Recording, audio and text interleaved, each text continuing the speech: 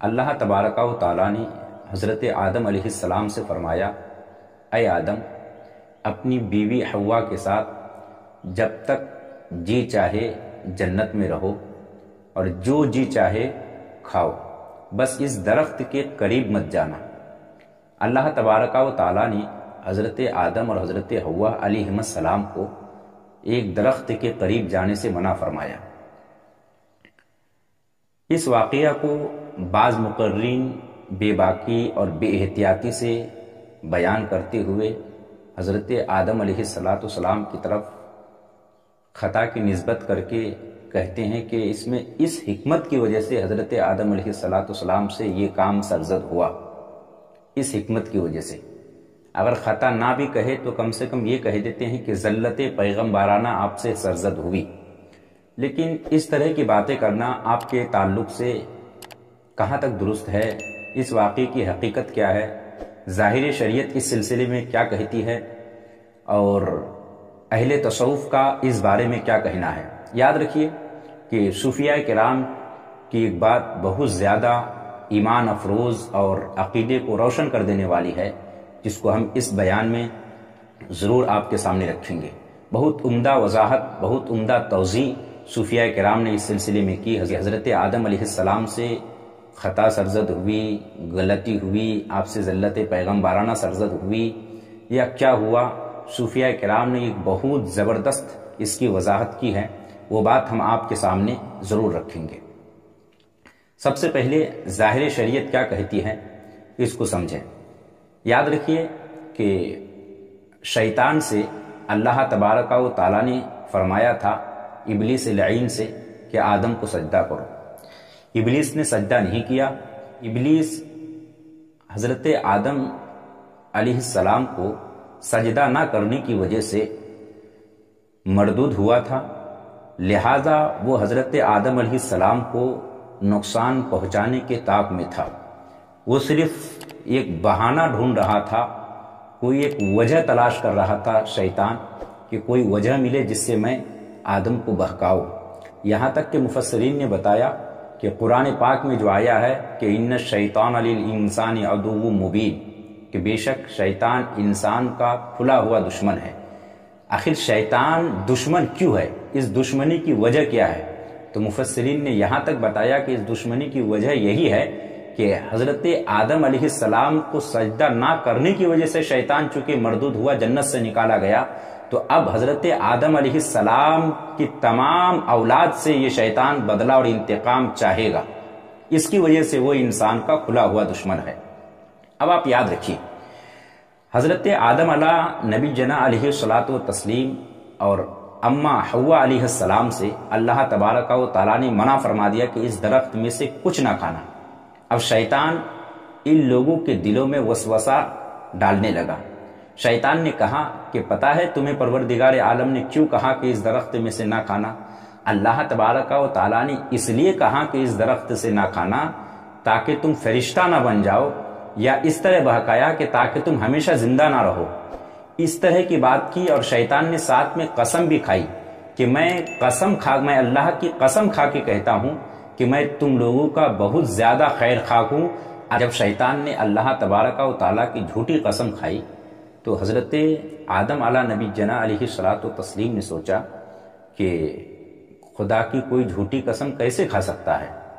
پھر حضرت آدم علیہ السلام کے دل میں خیال آیا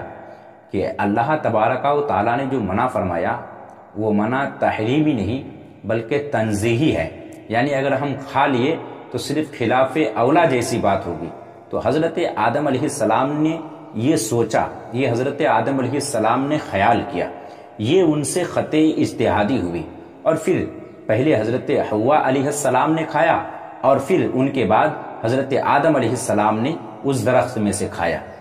آپ سے خطۂ اجتہادی ہوئی، اور اس خطۂ اجتہادی کی وجہ سے حضرت آدم علیہ السلام اور حضرت حوا علیہ السلام جنت سے باہر تشریف لائے، اور پھر 300 سال تک مفسرین نے کہا، یہ قول یہ ہے کہ 300 سال تک حضرت آدم علیہ نبی جنا علیہ الصلاۃ والتسلیم نے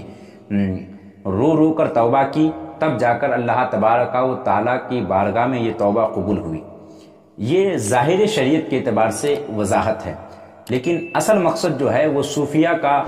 وہ موقف بتانا تھا کہ صوفیہ اس بارے میں کیا کہتے ہیں، اہل تصوف کے یہاں اس واقعے کی نوعیت، حیثیت، اس کی حقیقت کیا ہے۔ ہم آج اس سلسلے میں خاص کر کے آپ سے ہمیں بات کرنی ہے۔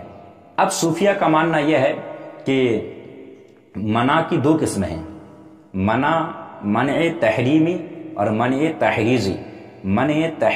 تحریمی کا مطلب کسی چیز کو حرام کرنے کے لیے جو منع آئے، اور ایک منع تحریزی، کہ منع تحریزی کا مطلب یہ ہے کہ یہ حرام کے لیے نہیں بلکہ ابھارنے کے لیے منع ہو۔ صوفیہ نے ایک قاعدہ بیان کیا، الانسان حریص علی ما منع لہ، کہ انسان کی فطرت میں ہے کہ اس کو جس چیز سے روکا جائے اس کی طرف انسان زیادہ لالچی ہوتا ہے، انسان اس کی طرف زیادہ بڑھتا ہے۔ ظاہر ہے یہ انسان کی طبیعت میں ہے کہ اگر کسی چیز سے انسان کو روکا جائے کہ وہاں نہیں جانا ہے، وہ کام نہیں کرنا ہے، تو انسان زیادہ دل میں خیال آتا ہے اور زیادہ لالچی بن جاتا ہے کہ آخر وہاں منع کیوں کیا گیا جانے سے۔ تو اللہ تبارک و تعالیٰ نے حضرت آدم علیہ نبی جنا علیہ الصلاۃ والتسلیم کو جو منع فرمایا تھا کہ اے آدم، جب تک چاہو اپنی بیوی کے ساتھ جنت میں رہو، جو چاہو کھاؤ پیو، بس اس درخت میں سے کچھ نہ کھانا۔ اللہ تبارک و تعالیٰ نے یہاں جو حضرت آدم علیہ السلام کو منع فرمایا، وہ منع تحریم کے لیے تھا ہی نہیں، وہ منع حرمت کے لیے تھا ہی نہیں۔ جب وہ منع حرمت کے لیے تھا ہی نہیں تو پھر آپ سے غلطی کا ماننا یا آپ سے خطأ اتحادی کا ہونا، اس کا کوئی مفہوم ہی نہیں۔ صوفیہ نے کہا کہ حضرت آدم علیہ نبی جنا علیہ الصلاۃ والتسلیم کو اللہ تبارک و تعالیٰ نے جو منع فرمایا، وہ منع حرمت کے لیے نہیں تھا بلکہ وہ منع تحریز کے لیے تھا، یعنی وہ منع کسی چیز کو حرام کرنے کے لیے نہیں تھا بلکہ وہ منع کسی چیز کے کرنے پر ابھارنے کے لیے تھا۔ اس پر دلیل کیا ہے؟ صوفیہ نے اس پر دلیل ایک حدیث قدسی سے لی۔ وہ حدیث قدسی کیا ہے؟ اللہ تبارک و تعالیٰ نے فرمایا، کنت کنزا مخفیہ فاحببت ان اعرف فخلقت الخلق۔ اللہ فرماتا ہے کہ میں ایک چھپا ہوا خزانہ تھا، میں نے چاہا کہ میں پہچانا جاؤں تو میں نے مخلوق کو پیدا کیا۔ ظاہر ہے تمام لوگوں کا اتفاق ہے کہ یہاں مخلوق سے مراد محمد عربی صلی اللہ تعالی علیہ وسلم کی ذات اقدس ہے۔ اب یاد رکھیے کہ محمد عربی صلی اللہ تعالی علیہ وسلم کا نور حضرت آدم علیہ نبی جنا علیہ الصلاۃ والسلام کی پیشانی میں تھا، اور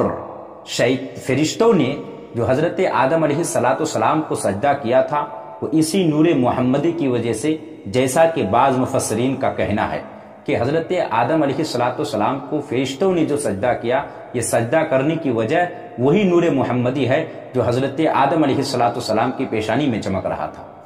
ظاہر ہے کہ جب وہ نور محمدی حضرت آدم علیہ نبی جنا علیہ الصلاۃ والسلام کی پیشانی میں ہے اور پھر وہی مخلوق مقصود کائنات ہے، آخر جب تک حضرت آدم علیہ الصلاۃ والسلام اور حضرت حوا علیہ السلام اس دنیا میں آئیں گے نہیں، تب تک وہ نور محمدی ایک انسانی شکل میں آخر کیسے وجود میں آئے گا؟ اس چیز کے لیے حضرت آدم علیہ الصلاۃ والسلام اور حضرت حوا علیہ السلام یہ کھانے کے بعد ان لوگوں میں بے چینی ہوئی، اور پھر بے چینی پیدا ہونے کے بعد حضرت آدم علیہ السلام اور حضرت حوا علیہ السلام یہ دونوں حضرات جنت سے باہر آئے، یوں پھر بنی آدم کی تخلیق ہوئی۔ اب آپ سمجھیے ایک سوال یہ کہ آخر حضرت آدم علیہ الصلاۃ والسلام اور حضرت حوا علیہ السلام نے اس درخت میں سے جو کھایا، کچھ نے کہا کہ وہ انگور کا درخت، انگور کا پھل تھا، کچھ نے کہا کہ وہ گیہوں کا دانہ تھا، مگر صوفیہ تھوڑا ہٹ کر کہتے ہیں۔ صوفیہ کہتے ہیں کہ وہ دانہ نہ تو انگور کا تھا اور نہ ہی وہ دانہ گیہوں کا تھا، بلکہ وہ عشق و محبت کا بیج تھا جس کو حضرت آدم علیہ السلام اور حضرت حوا علیہ السلام نے کھایا۔ ظاہر ہے کہ جب کسی کے اندر عشق اور محبت آ جائے تو اس کے بعد بے چینی اور بے قراری پھر آ ہی جاتی ہے، اور اسی بے چینی اور بے قراری کی وجہ سے حضرت آدم علیہ السلام اور حضرت حوا علیہ السلام کو جنت سے باہر آنا پڑا، اور پھر تاکہ وہ نور محمدی جو حضرت آدم علیہ السلام کی پیشانی میں ہے، وہ نور محمدی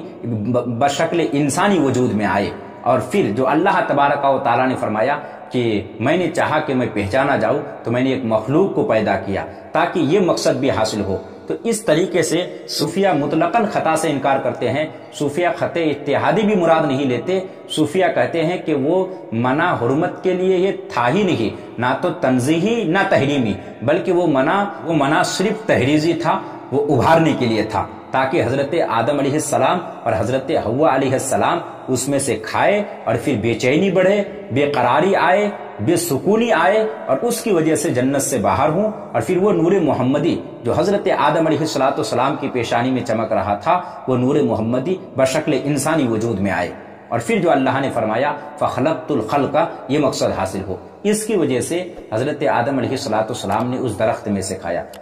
بولنے میں کسی طرح کی کوئی لغزش بھی ہو تو استغفار کریں، استغفر اللہ ربی من کل ذنب و اتوب